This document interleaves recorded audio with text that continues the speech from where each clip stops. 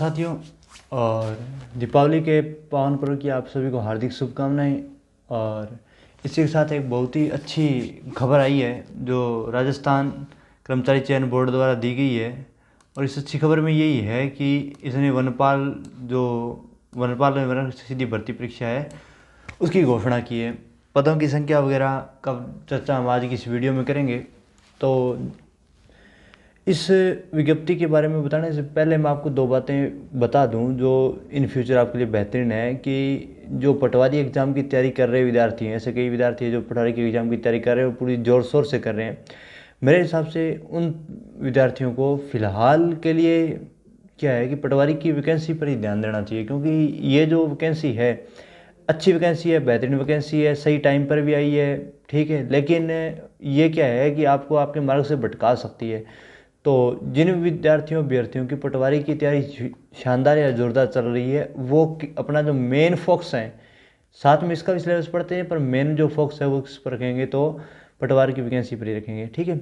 तो वनपाल जो वैकेंसी है उसमें दो प्रकार के पद हैं, वनपाल और वन रक्षक। वन रक्षक के लिए जो टोटल पद है वो वनपाल के टोटल पद 87 और वन रक्षक के लिए टोटल पद है 1041, ठीक है। तो कितने पद हैं? तो 1041 और 147। क्लियर है बात? तो 87 और 1041, तो लगभग क्या 1100 से अबव पदों पर ये अच्छी खासी वैकेंसी आई है। सिलेबस वगैरह की हम चर्चा कर लेते हैं, क्या क्या सिलेबस है इस वैकेंसी में, देखिएगा।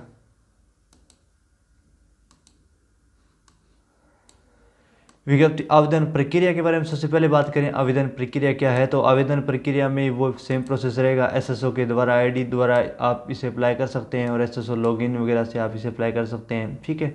और एसएसओ आईडी बनाने के लिए क्या है, कई बार बहुत बार पजल हो जाते हैं बच्चे, तो आपको कुछ नहीं करना, आपकी जो एक ईमेल आईडी बनती है, एक ईमेल आईडी, ठीक है। और उसी ईमेल आईडी से क्या बना सकते हो आप, बाद में एसएसओ आईडी बनाएं और अपना फॉर्म भरें, ठीक है ना।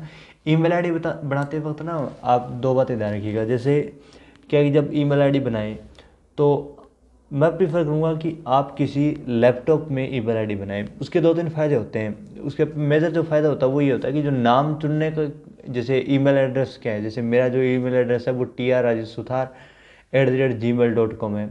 हमारे जो इंस्टीट्यूट का है तो ageonline@gmail.com है। तो ये मतलब कि एक स्पेसिफिक नाम, उस पर कई बार क्या होता है हम सीधा मोबाइल वगैरह से बनाते हैं तो फिर वो आगे 2367 कुछ भी ऐड कर देता है नाम के आगे, जो बाद में हमें ऐसा लगता है थोड़ा सा अनऑफिशियल सा लगता है, ठीक है ना। तो थोड़ा सा आप लैपटॉप वगैरह से बनाएंगे तो आपको नाम वगैरह सजेशन में बड़ी आसानी होगी, ठीक है। और एक बेहतरीन ईमेल बनाएं, क्योंकि जो 12वीं के नए बच्चे हैं जो पहली बार अप्लाई करेंगे फॉर्म, उनके लिए लाइफ टाइम काम आने वाली मेल्स होती हैं। एसएसओ एक बार बनती है, उसके बाद में उसी एसएसओ से आप जी चाहे जितना मन चाहे उतने फॉर्म भर सकते हैं, ध्यान रखिएगा। तो एसएसओ से फॉर्म भरे जाएंगे। और नेक्स्ट है परीक्षा शुल्क की बात करें। तो परीक्षा शुल्क की बात करें तो परीक्षा शुल्क कितना है? 450। परीक्षा शुल्क कितना रखा है? 450 के करीब रखा है। ये अन्य पिछड़ा वर्ग के आवेदक के लिए और एससी नॉन क्रिमिनल श्रेणी के पिछड़ा वर्ग के लिए 350, मतलब क्रिमिलियर जनरल में आते हैं उनके लिए 450 है ओबीसी में, और जो नॉन क्रिमिलियर है उनके लिए अति पिछड़ा वर्ग के जो है उनको 350, एससी एसटी के लिए 250 रुपये रखे गए हैं, ठीक है। और जिनकी वार्षिक 2,50,000 रुपये से कम है उनके लिए 250 रुपये हैं। बाकी जब आप फॉर्म भरने जाएंगे तो उसके हिसाब से जब आप अपना कैटेगरी सेलेक्ट करेंगे तो उसके हिसाब से आपका चालान सेलेक्ट हो जाएगा, ये कोई बड़ा मसला नहीं है। नेक्स्ट इसमें प्रवेश पत्र से संबंधित सूचना, प्रवेश पत्र संबंधी सूचनाएं आपको उसी फॉर्म पे मिल जाएंगी। जैसे एसएसओ आईडी पे आपका प्रवेश पत्र वगैरह जो भी हैं आपके आ जाएंगे, ठीक है। अभी फ़िलहाल तारीख वगैरह की घोषणा भी नहीं हुई है, एक बार तो आप सिलेबस वगैरह की जाँच हम कर लेते हैं। आरक्षण वगैरह की कोई सूचना आपको ध्यान देने की ज़रूरत नहीं है। और नेक्स्ट देखिएगा साक्षर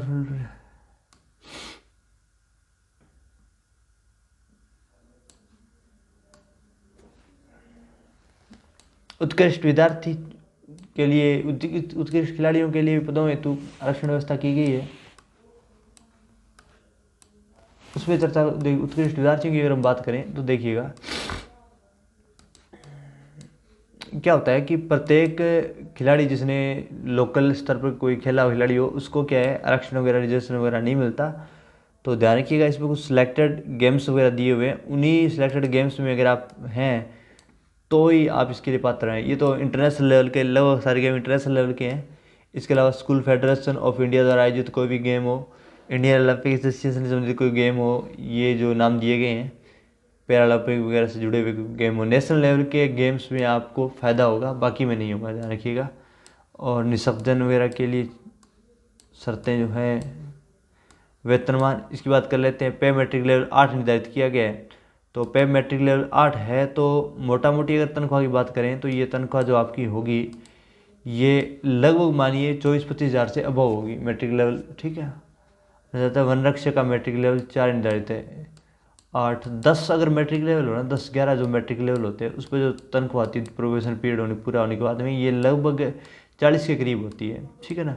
तो उससे 2-3 हज़ार रुपये कम कर लीजिए आप, 33-34 हज़ार रुपये मैट्रिक 8 पे मिल जाएगी, 24-25 हज़ार रुपये तनख्वाह मैट्रिक लेवल 4 पे आपको मिल जाएगी, ठीक है। नेक्स्ट बात करें तो पात्रता वनपाल शैक्षणिक योग्यता की, ये सबसे मोस्ट इंपॉर्टेंट पार्ट है जिस पे हमें ध्यान देना चाहिए।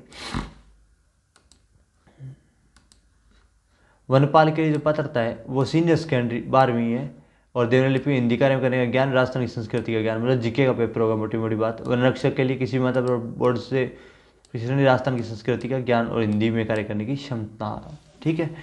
तो ध्यान रखिएगा। और चयन प्रक्रिया के ध्यान रखिए, मुख्य परीक्षा में उपस्थित होने से पहले जहाँ लिखित परीक्षा और साक्षात्कार 2 चरणों के माध्यम से चयन किया जाएगा, और साक्षात्कार में उपस्थित होने से पहले जहाँ लिखित परीक्षा में चयन किया जाएगा।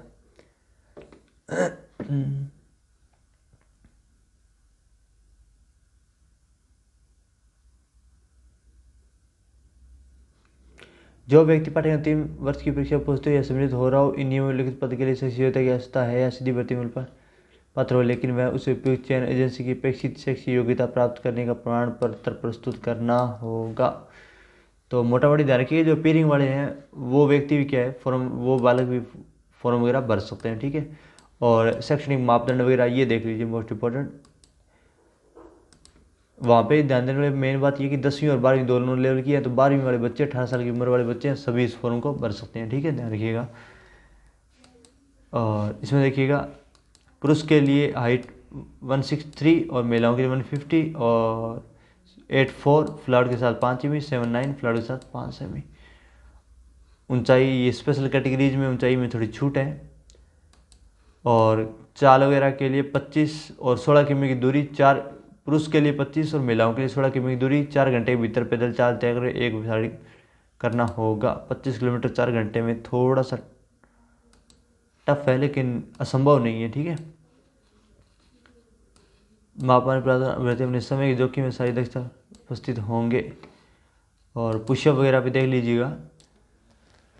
सेटअप्स और क्रिकेट बॉल थ्रो 55 मीटर दूर है, चलो ठीक है। एसआई से थोड़ा सा कम, एसआई में तो 100 मीटर दूर कर रखा था उन्होंने, 1 मिनट में 25 दोहराव, ठीक है। और खड़ी लंबी कूद 1.35 मीटर है, और गोला फेंक है 4.5 मीटर है महिलाओं के लिए। पुरुषों के लिए ये योग्यता है और महिलाओं के लिए ये योग्यताएँ हैं, ठीक है। नेक्स्ट देखिएगा, और अन्य योग्यताएँ वगैरह में कोई दिक्कत नहीं है। बाकी चीज़ों से क्या टाइम पे जब डॉक्यूमेंट वेरिफिकेशन कराओगे उसी वक्त जरूरत पड़ेगी, पहले आपको कोई ज़रूरत नहीं है। आयु सीमा देख लीजिएगा, ये मोस्ट इंपॉर्टेंट पोर्शन है जिस पे आपको ध्यान देना है। 1 जनवरी 2021 को 18 वर्ष की आयु प्राप्त कर चुका हो, 1 जनवरी 2021 को वो क्या प्राप्त 18 वर्ष की आयु प्राप्त कर चुका, मतलब 18 वर्ष से ऊपर वाले बच्चे भर सकते हैं फॉर्म, और 40 वर्ष का नहीं, वो 40 वर्ष से कम, ठीक है। और किंतु ये 3 वर्ष से अधिक नहीं जाएगी, और विशेष क्षेत्र में छूट भी मिल सकती है। और वन रक्षक के लिए 1 जनवरी 2021 को 18 वर्ष की आयु प्राप्त करता, 24 वर्ष का नहीं हुआ हो, परंतु जिस भर्ती वर्ष विशेष में सीधी भर्ती के लिए पद भर्ती नहीं हुई हो और इस भर्ती में आयु की दृष्टि पात्र, तो उस आयु की दृष्टि से पात्र माना जाएगा, किंतु यह छूट 3 वर्ष से अधिक नहीं दी जाएगी। तो मोटा मोटी ध्यान रखिए, बस 18 साल से अधिक आयु के जो व्यक्ति हैं वो इस फॉर्म को अप्लाई कर सकते हैं वन रक्षक के लिए। और 24 वर्ष का नहीं हुआ, मतलब 24 वर्ष 18 से 24 वर्ष के बीच के जो बच्चे हैं वो इसको फॉर्म को क्या कर सकते हैं, अप्लाई कर सकते हैं, ठीक है। और स्पष्टीकरण में नहीं होने के कारण समस्त आयु को अधिकतम आयु सीमा 3 वर्ष की छूट दी जाएगी। तो 15-16 के बाद में नहीं हुई तो आप मानिए 24 और 3 27 साल तक आप इसके लिए क्या कर सकते हो, अप्लाई कर सकते हो। नेक्स्ट देखिएगा, अधिकतम आयु ये 5 वर्ष की छूट दी जाएगी SC ST OBC और अन्य पिछड़ा वर्ग को। ठीक है, नेक्स्ट देखिएगा,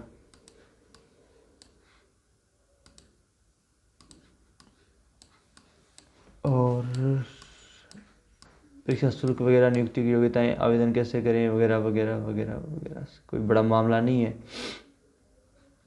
और RSV साइट वगैरह नोट कर लीजिए आप, क्योंकि आपको फ़ायदा इसी साइट्स वगैरह से होने वाला है। चलिएगा, तो लास्ट एंड फाइनल जो हमें चर्चा करने वाली बात है वो ये है कि जो वनपाल भर्ती परीक्षा है 2 बेस पर होगी, वनपाल और वनरक्षक, और 12वीं और वनपाल है वो 12वीं बेस है, और वनरक्षक है वो 10वीं बेस की परीक्षा है। और वनपाल के लिए दोनों के लिए 18 वर्ष से अधिक आयु के व्यक्ति अप्लाई कर सकते हैं, और 400 रुपये 450 रुपये करीब फार्म फीस है, इससे कम ही है, इससे ज़्यादा नहीं होगी। और सिलेबस वगैरह के लिए अलग से विज्ञप्ति जारी की जाएगी, लेकिन पुराना जो सिलेबस है वही आप देख लीजिएगा। अगली वीडियो में पुराना जो सिलेबस है उसको भी दिखा देंगे भी कौन सा सिलेबस है। ठीक है, और इसी में भी सिलेबस होगा, में भी सिलेबस इसी के अंदर भी होगा। देख लेते हैं तो किसी पदों के लिए और कैसे करें।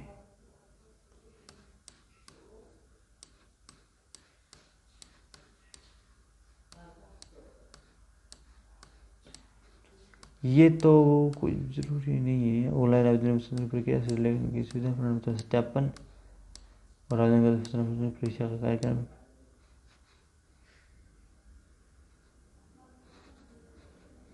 अलग से उपलब्ध करवा दिया जाएगा। ठीक है, तो फिलहाल तो यहाँ नहीं करवाया गया, अलग से उपलब्ध करवा दिया जाएगा। और जो पुराने वाला जो सिलेबस है वो अगली वीडियो में या एक वीडियो और बना करके पुराने वाला जो सिलेबस है वो आपको दिखा देंगे, और वही सिलेबस ही क्या है मान्य है। ठीक है, और इसी के साथ आप वनपाल भर्ती परीक्षा की तैयारी में जुट जाइए।